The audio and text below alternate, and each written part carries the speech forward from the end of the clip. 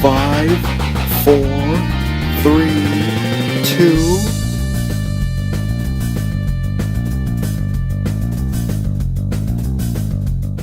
Hi, and welcome to Exploring Hobbies. I'm Jamie Fouché, and we have gotten out of the studio today. We're actually at the Oakland-Troy Airport, and I'm here with Scott Massey, who is going to share his hobby, which is flying. It is so great to meet you. Nice. Thanks so much for setting some time aside for us. To get started, why don't you just tell us a little bit about how you got started in flying? Oh boy, I guess I've always been interested in flying. I'm a kid of the 60s that watched John Glenn go up and always was fascinated in any kind of things that flew.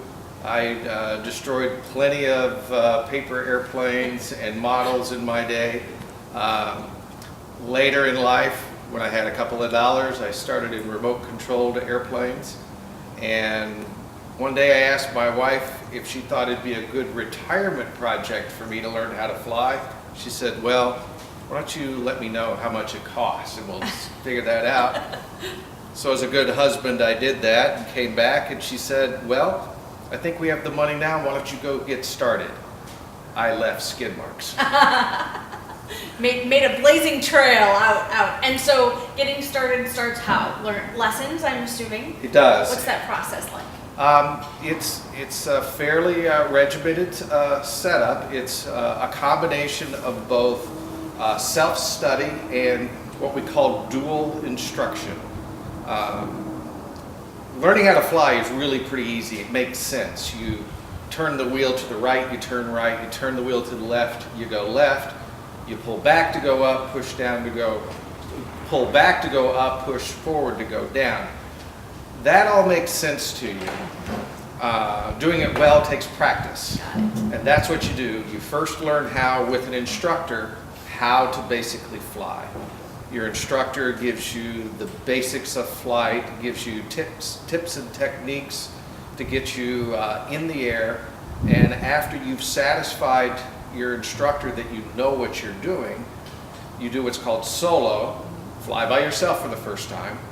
And then it's your job to really learn how to fly under very good weather conditions and with implicit instructions from your instructor. You set off on a list of tasks that takes you anywhere between a few weeks to a couple of months to get accomplished.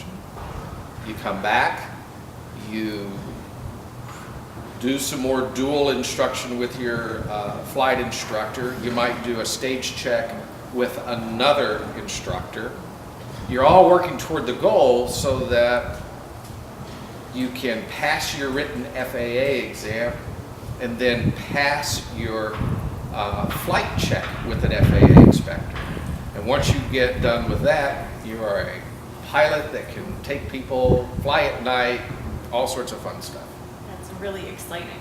So you've got your club hat on, and I understand this plane is actually one of the planes that's owned by the club. Can you just share with us a little bit about that club and how you got involved? Sure. Once I got my license, I needed an avenue for airplanes. Airplanes are expensive. There's no doubt about it.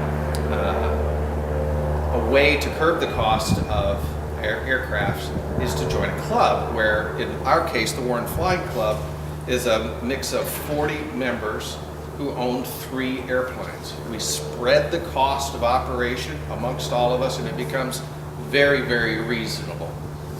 That's the main reason I joined the club, but what I found is that there's a lot of camaraderie, a lot of hangar lying, you know, the good times with a bunch of pilots. That's great. And it sounds like it's a way then to make being able to have a plane that you have regular access to a lot more affordable. A lot more affordable, Right. yeah. So we have a gorgeous fall day today, and I think you're going to take this baby up, which is really exciting. Why don't you walk us through the process that you need to take in order to get ready to make a flight? Okay. All right, we can do that. Well, first,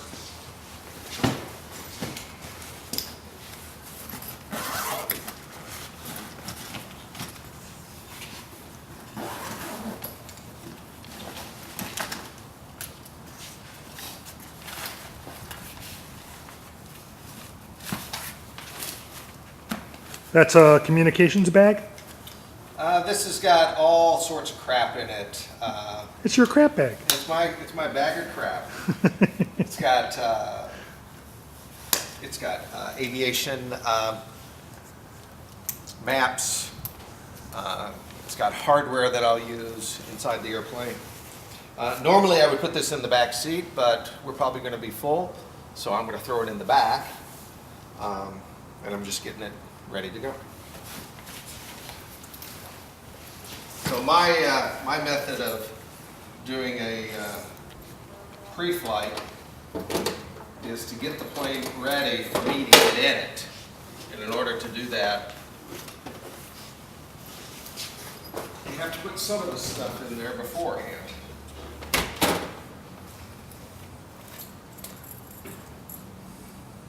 You don't need a door coming open in flight, even though it probably wouldn't.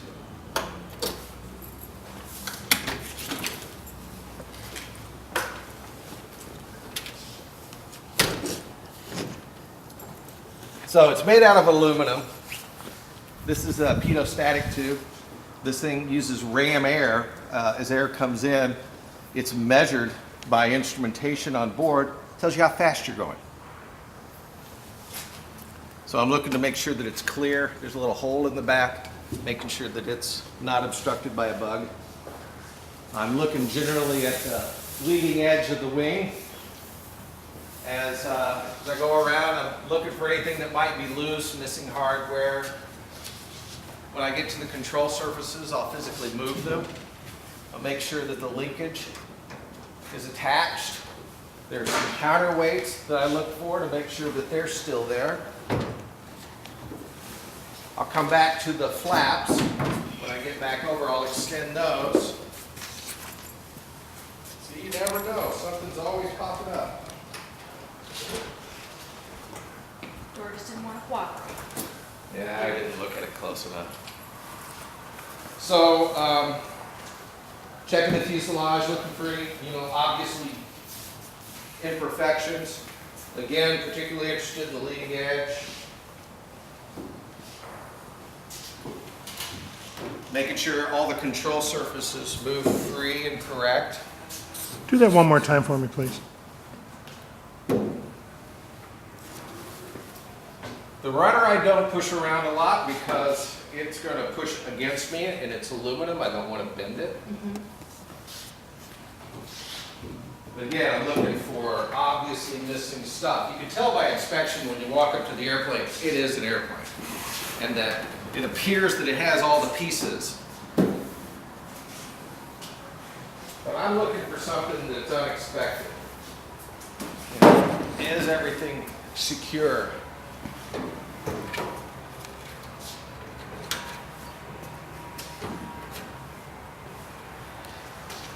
Looking to make sure that the lights are there, nothing's missing. And the pre-flight starts and stops at the front of the airplane. I'm looking at the tread to make sure that they're good. I'm going to run my finger across the propeller. I'm feeling for gouges because you could have a stress crack and a piece of the propeller could fly off. So you want to anticipate that. As you can see, I'm taking the covers off as I'm going around the airplane. And they'll go with me.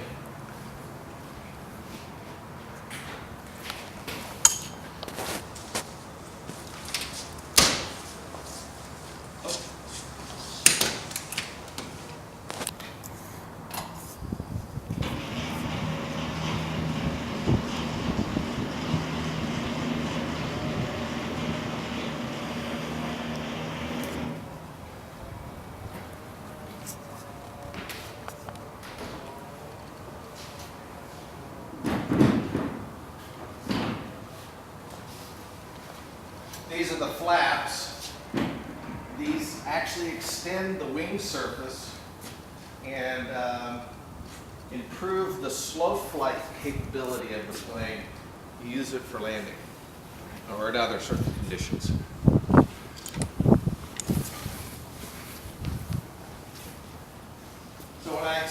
these, I want them to work. So if they work on the ground, I have relative assurance they'll work in the air.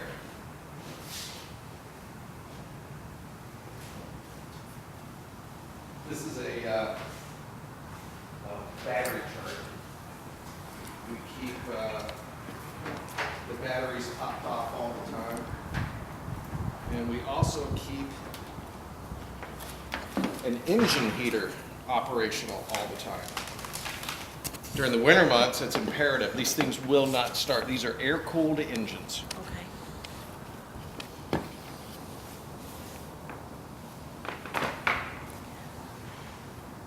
So I'm assuming that engine heater works very much the same as you would use one if you were in very cold climates for a vehicle and needed something to keep it at an appropriate temperature so that you'd get it to start. Yep, exactly. And you always check the oil.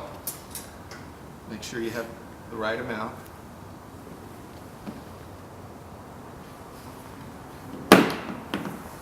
And that's the exterior pre-flight. Great.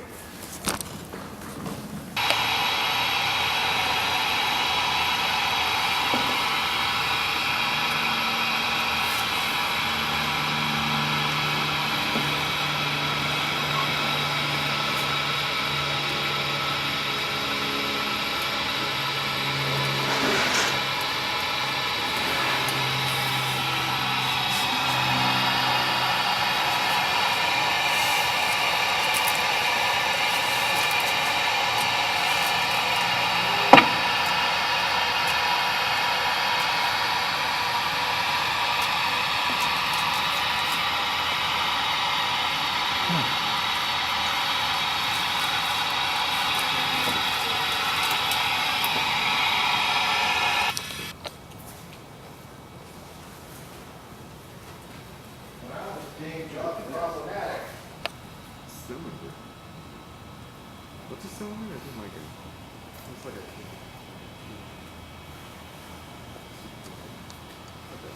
It looks like a cylinder.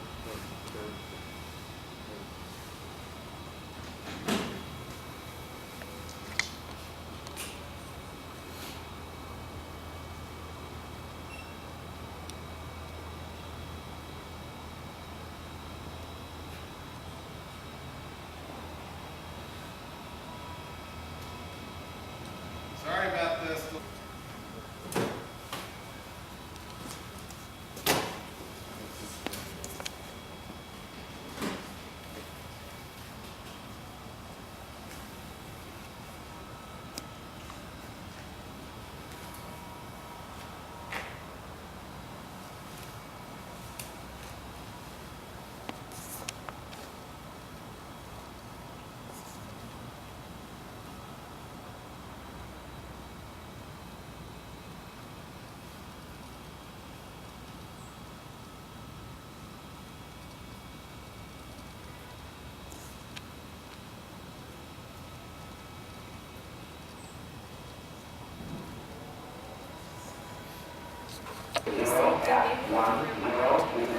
They both got to a point where we were like, no, it's continuous school. So if you come to college and you did do classes, get a license, you're going to have to do this. And we didn't.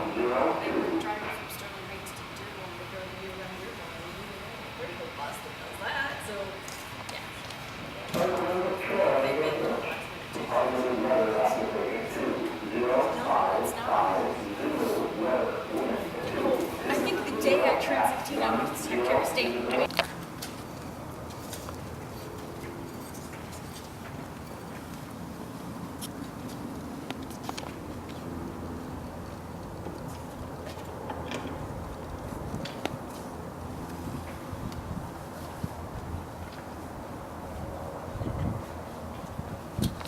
Clear prop.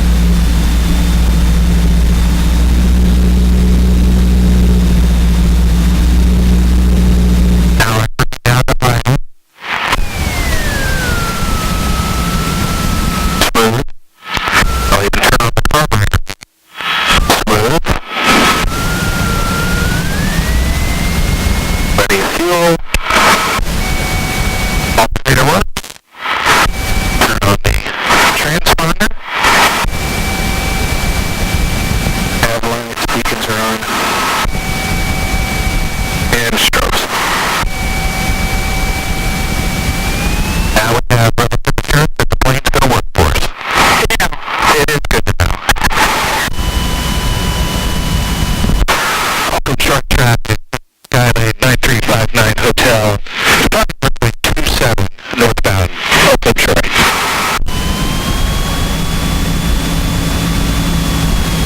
Always looking if there's somebody coming in.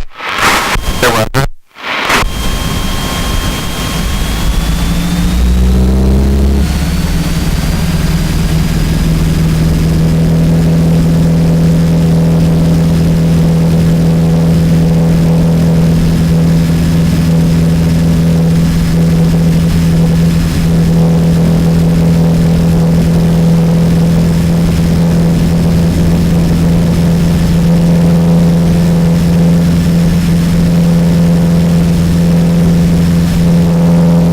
A little bit of wind, not bad.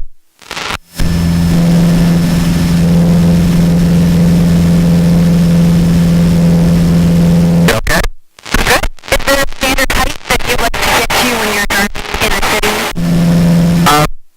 In this area, we're restricted by a little boundary line. I can't cross that boundary, so I'm going to turn and get away from it. And then no, there's really no restriction on height. As long as I stay in the uncontrolled airspace, period.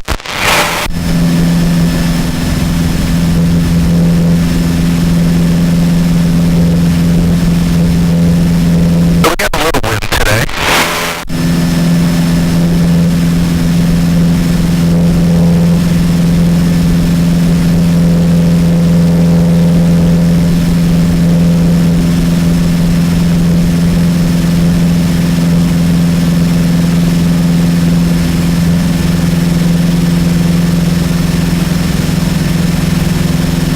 How often do you typically make flights? I talked to a couple of times a month, not just once a week, but, life gets in the way sometimes.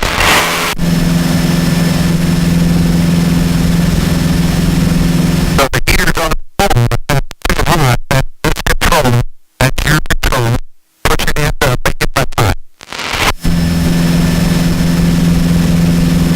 So we're going to go up to about 2,000 feet, and we'll see if it'll settle down. Probably not. What's the longest trip you've taken? 500 miles. Where'd you go?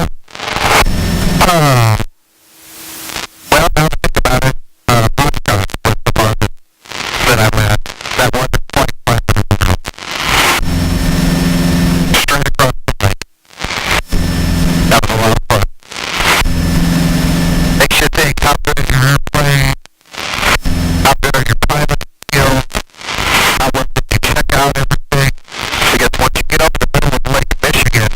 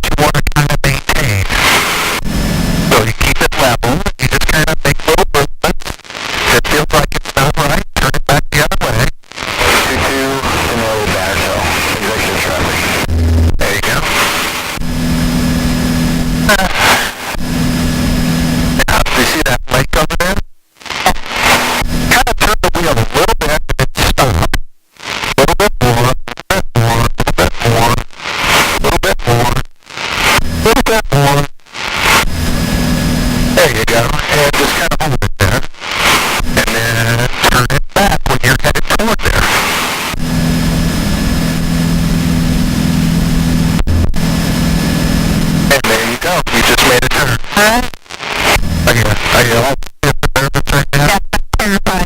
I'll take over. I have to control it.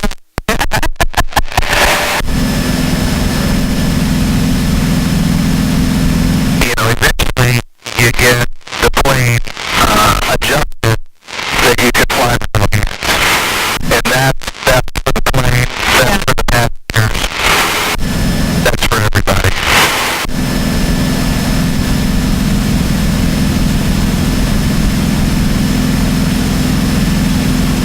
Is there an age limit in how young you can be to fly? There's an age limit where you can fly yourself, but there really is no age limit for flying.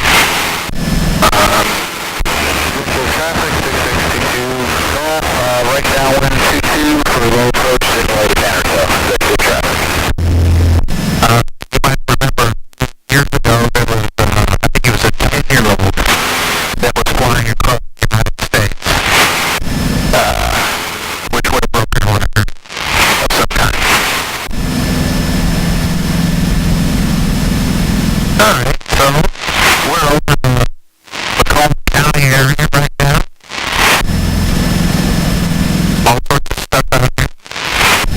We'll kind of turn back. We'll have the sun right in our face. We can lower this to help keep it out.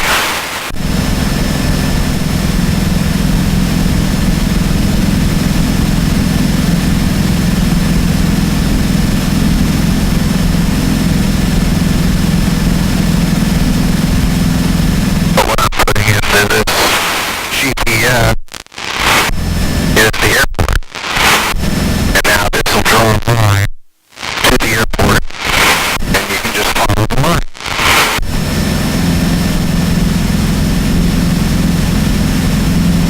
See that tall building straight ahead? That's the top of Troy Tower.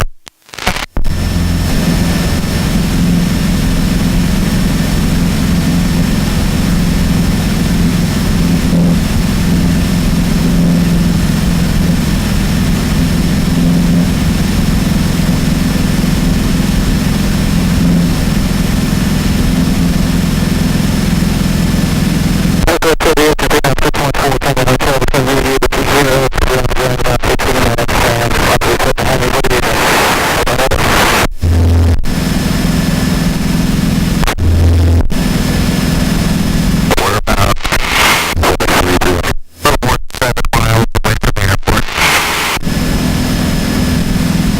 And the normal announcements that you make to give position reports to other pilots is approximately 5 miles away from your intended destination. It's further out for others, but for this area it's about 5 miles.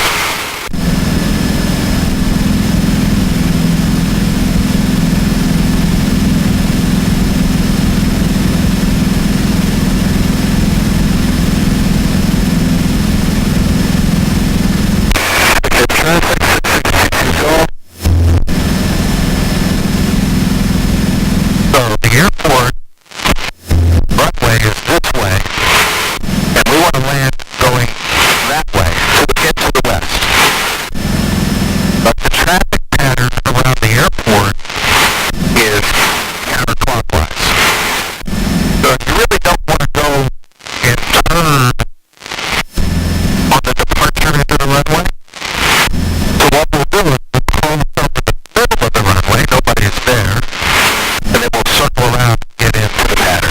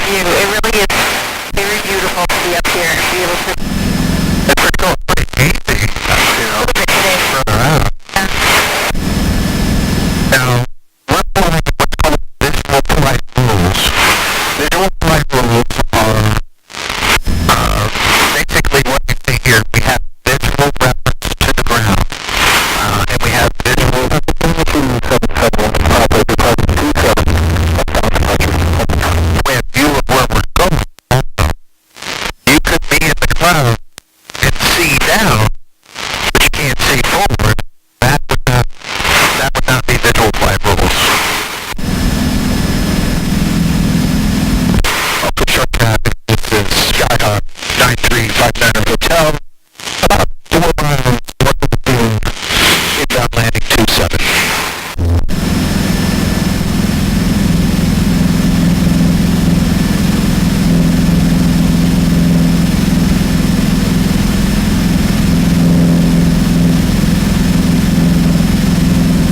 Alright, so this top up to right, there's a bunch of woods. Beyond that is the parking lot, that's the Walmart parking lot. On the other side of that is the airport.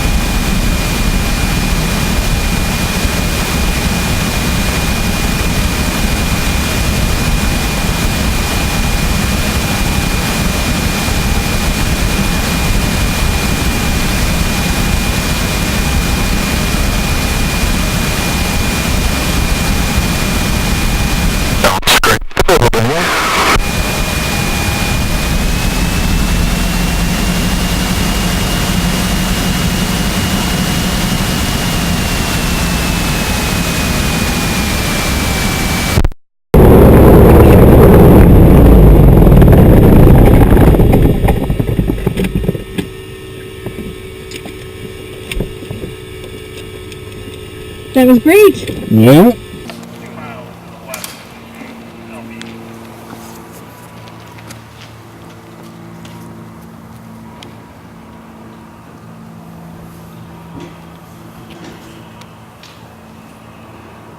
Awesome.